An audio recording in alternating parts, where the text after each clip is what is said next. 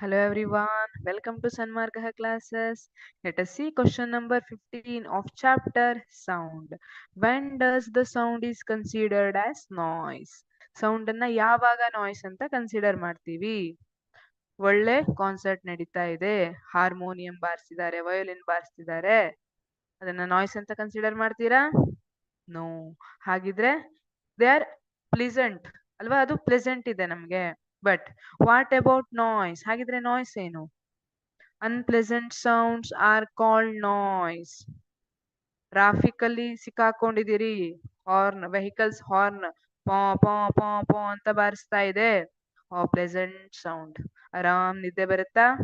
No, it is unpleasant sound ಅಲ್ವಾ? It is called noise. Class ಅಲ್ಲಿ ಎಲ್ಲರೂ ಒಟ್ಟಿಗೆ ಮಾತಾಡ್ತಿದ್ದೀರಿ, ಕೂಗ್ತಿದ್ದೀರಿ, ಗಲಾಟೆ ಮಾಡ್ತಿದ್ದೀರಿ, ಇಟ್ ಈಸ್ ನಾಯ್ಸ್ ಅಲ್ವಾ? It is unpleasant sound. ಪಕ್ಕದ ಕ್ಲಾಸಿಂದ ಟೀಚರ್ ಬರ್ತಾರೆ ಅಲ್ವಾ, ಇಲ್ಲ ಅಂದ್ರೆ ಹೆಡ್ ಮಾಸ್ಟರ್ ಬರ್ತಾರೆ, ಬೈದು ಹೋಗ್ತಾರೆ, ಏನ್ ಗಲಾಟೆ ಮಾಡ್ತಿದ್ದೀರಿ ಅಂತ. Because it is unpleasant sound. So unpleasant sounds are called noise. When does the sound is considered as noise? Unpleasant sounds are called noise.